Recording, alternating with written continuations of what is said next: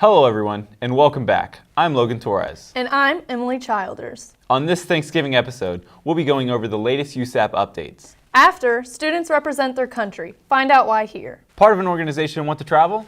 Later, I sit down with Dr. Kasey Price to talk about how. And finally, Isabella takes us on a hard hat tour of the new Helmke library opening this January. Over 2 weeks ago, IPSGA hosted a town hall meeting to discuss the changes coming to IPFW. Students were encouraged to let their voices be heard. It was only a few days after when Not in Our Future, the group opposed to the USAP, posted an article discussing the faculty's no confidence statement regarding Chancellor Vicki Carwine. The document dated November 16th, just under 2 weeks after the article was posted, said, "The chapter has expressed its concerns that these actions, which the Fort Wayne Faculty Senate apparently did not even consider, much less approve, are fundamentally inconsistent with normative standards of academic governance." The document was signed by Hans-Jörg Tiede from the Department of Academic Freedom, Tenure, and Governance. In response to the no confidence document, Carwine sent out an email saying that despite the pass of the document in the Fort Wayne or IPFW Senate, President Daniels and the Purdue Board of Trustees back her position as Chancellor. In a later email, Vice Chancellor Drummond, McClellan, Fincannon, and Wessey expressed their support as well. You can see the full document on our Facebook account. IPSGA has developed a new statement in regards to USAP program cuts. This document was sent to Chancellor Carwine. It states, "We also understand the need for change and the need for budget cuts for the future. Given these circumstances, the Student Senate does not support the elimination or suspension of academic departments. Rather, it should be an absolute last resort for the university." IPSGA released a statement saying, "The Student Senate is committed to informing students about the current recommendations and to be as transparent as possible as we continue to work with the campus community." In their final statement, they say, "Let it be known that on November 14, 2016, the IPSGA Student Senate rejects the proposed suspension and elimination of academic departments outlined." IPSGA also includes a list of alternative options. Some include extending the deadline until the end of the spring 2017 semester. They also suggested the merging of some departments such as philosophy and history. Lastly, IPSGA suggests the suspension of admitting students into the cut programs should only be done if absolutely necessary. Student Senate argues that the cuts only save $200,000, a small amount compared to the hiring freeze of $2.3 million and the $500,000 early retirement incentive. IPSGA says, "These cost-saving endeavors should be able to cover the amount of funds it would cost to keep these programs open for the remainder for the spring 2017 semester." Again, the full document is posted on our Facebook. You know, I think it's rather interesting that we see the Purdue Board of Trustees backing Vice Chancellor Carwine, but then the governing bodies here at IPFW do not. I agree. We'll have to find out on our next episode, see the progressions of this. I agree. This past Friday, the Global Student Celebration honored students of each country as they walk across the stage. There were performances that included song, dance, and video. This marks the third year for the celebration.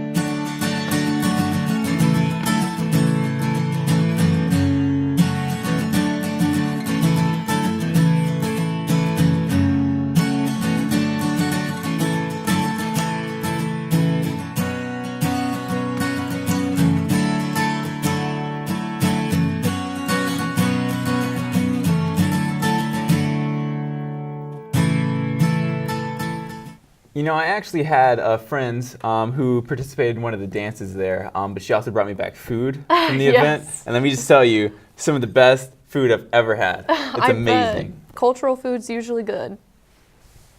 I sat down with Dr. Kasey Price to talk about how student travel works. First question, what is the Student Travel Committee?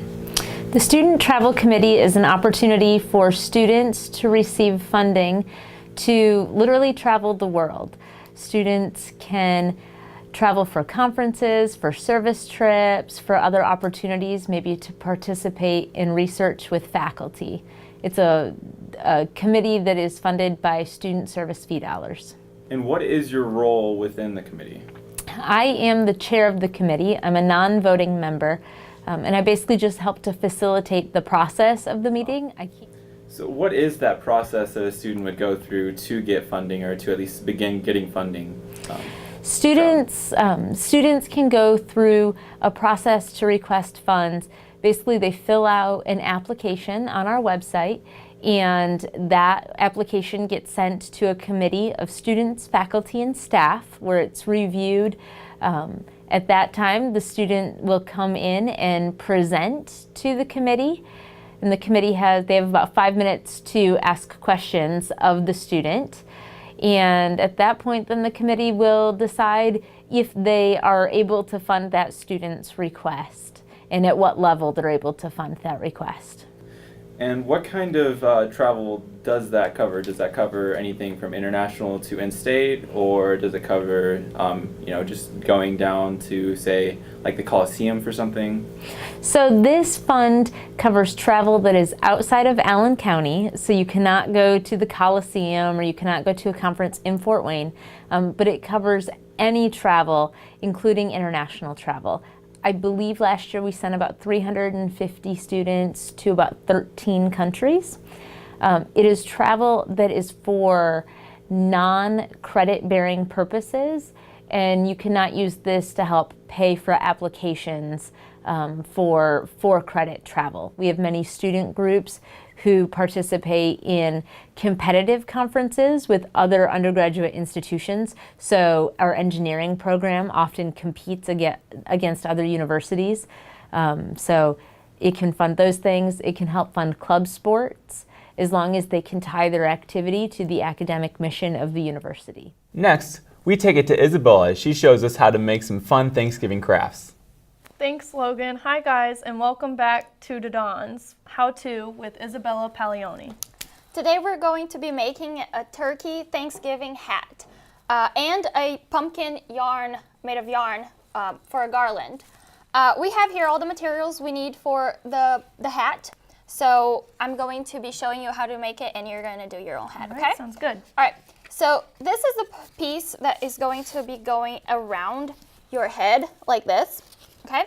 So just go ahead and combine these two pieces, and I guess it depends how big your head is. You can just, combine as many pieces as you need.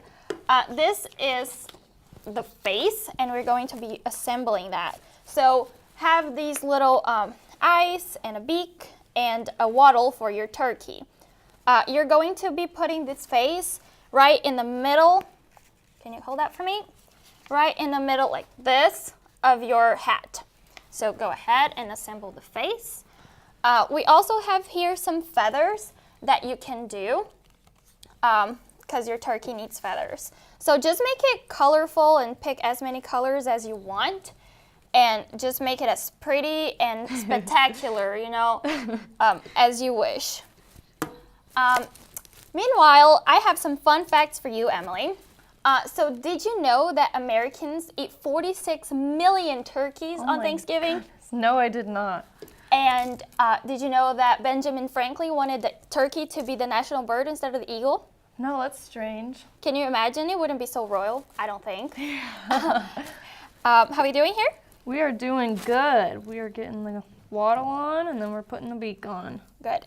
After you have your face assembled, you're going to be drawing your eyes with a Sharpie. But let's do this the last so the Sharpie can dry out and you don't get your eyes mushed. So next you're going to be putting the face of your turkey right in the middle of your hat. Okay.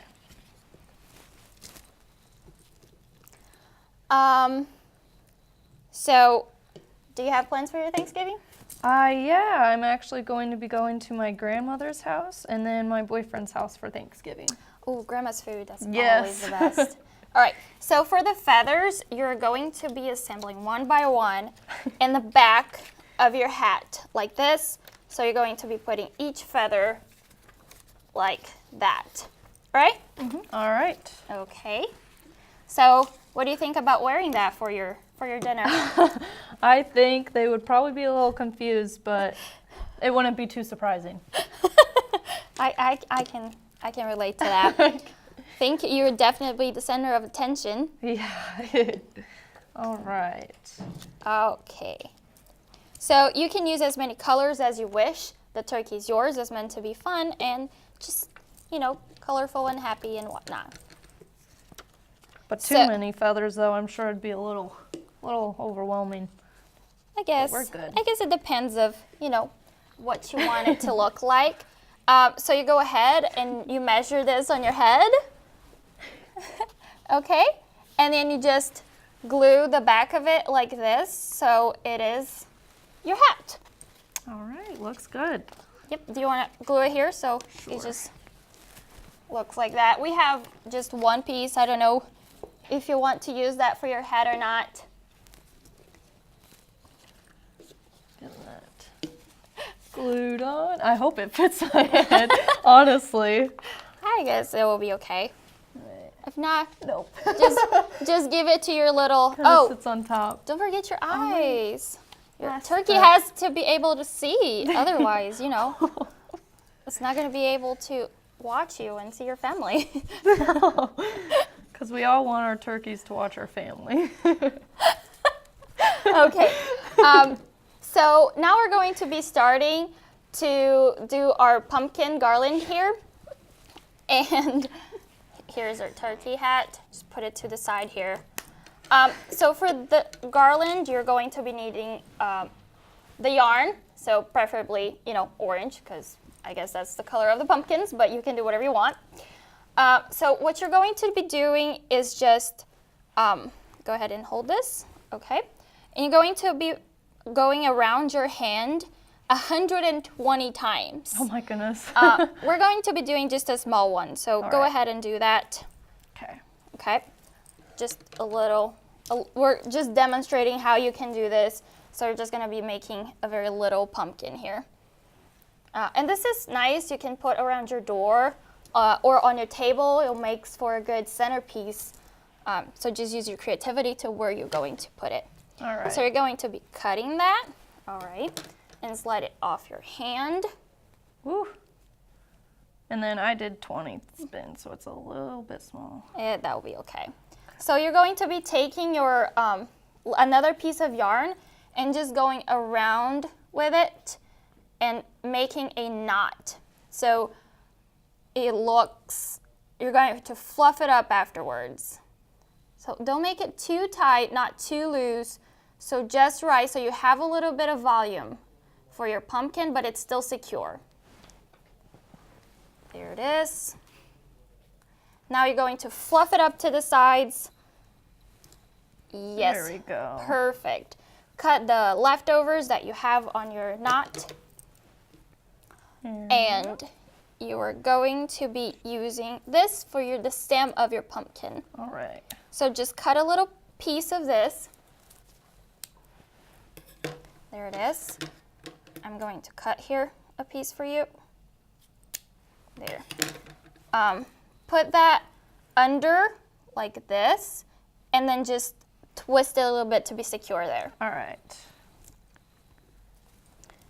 And I think that's really cute. You can even Let's try and like, make them as giveaway for your Thanksgiving parties. there we go. That's super cute. And here's the end product. This is a very small one, but you can also do a little bigger, and you can put in a piece of line here, and it makes for a beautiful pumpkin garland for your Thanksgiving party. So let me tell you, I was following along, and it think I might have made one better because mine fits, but I mean, we're gonna have to leave Fair that up to the enough. viewers. You know, my hair is like in my face, but that's okay. Yours is more of a hat, mine is more of a crown that falls off my head. You know, it could have been better. All right, so we are going to start with our what are we eating part of the show with Emily here, and we didn't have a blindfold, so we're just really trusting her that she's going to keep her eyes closed. I will. Okay, are you ready for this? I'm ready, bring it. All right, so I'm going to start here with something that looks interesting. Oh goodness. Okay, are you ready? Yep. All right, open your mouth. Here comes the plate. All right, what are we thinking? That is definitely cornbread. Okay, that is our corn casserole. Corn casserole? Yeah, so I guess you were pretty close. Close. Okay, so let's go here with our next. All right. Okay, let me cut here a little piece so I don't want to be responsible. Overwhelming. Yeah. All right. Okay. And we have assembled here a very interesting dish. What do you think? It tastes like stuffing. Yeah, you got that right. Yeah. So this is a all vegetarian stuffing, and this is just a healthier option for your Thanksgiving dinner. So this one looks pretty gross here. Ready? Yeah. Okay.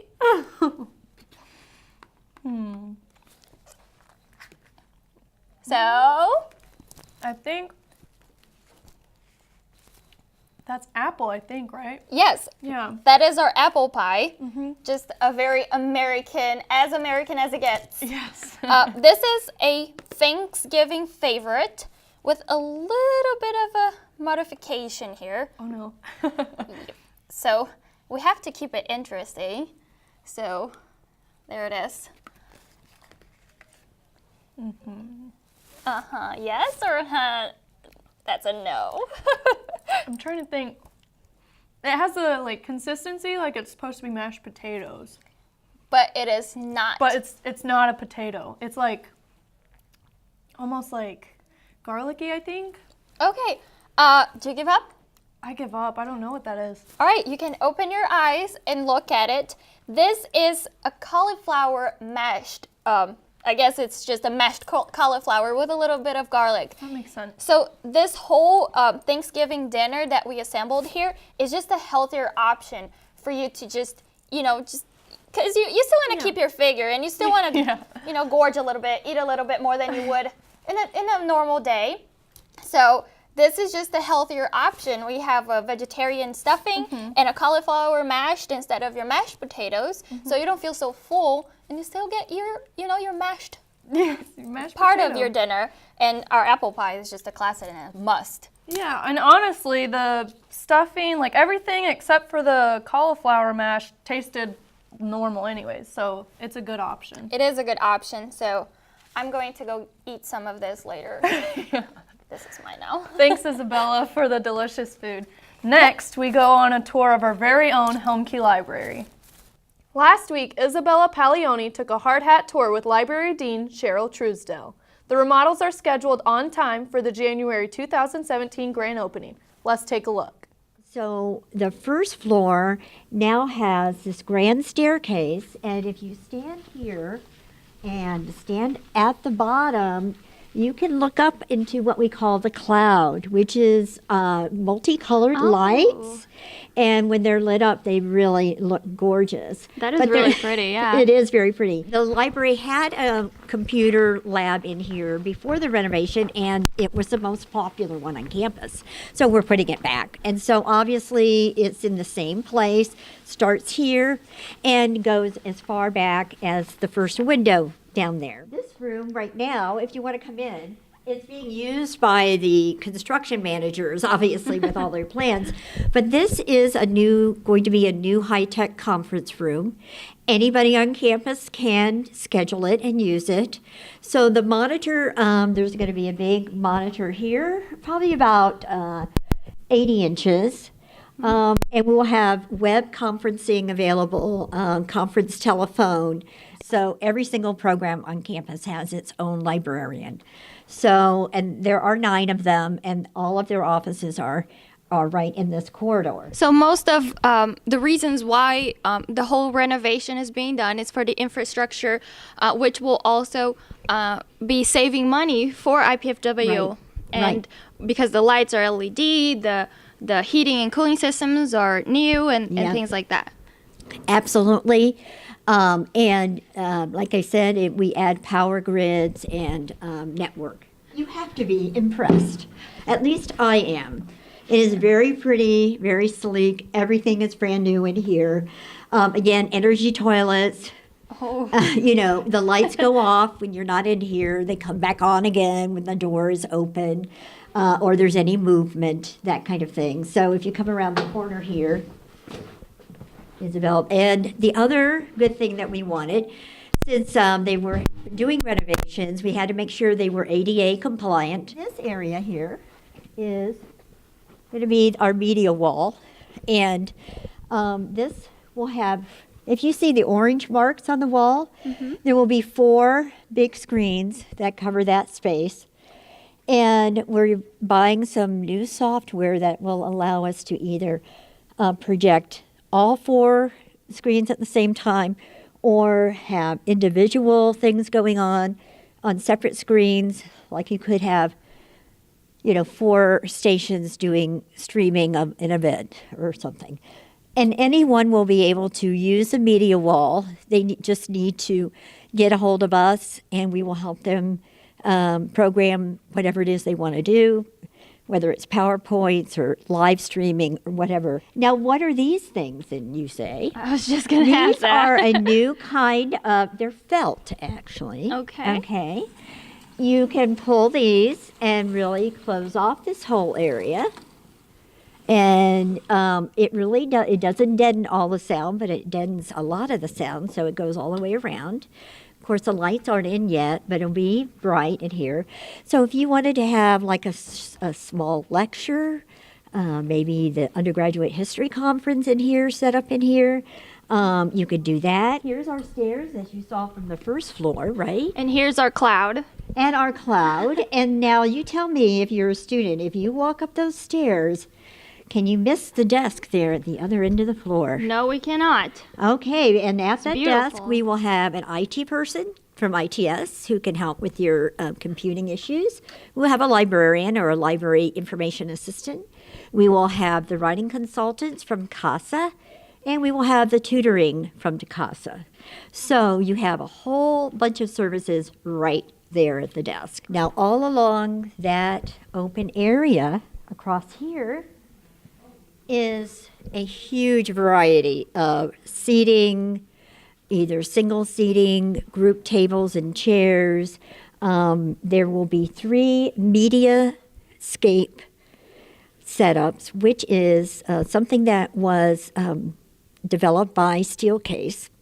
And it's sort of like a U table, and in the middle of the table is a puck where you can plug in your either your power cords or your USB.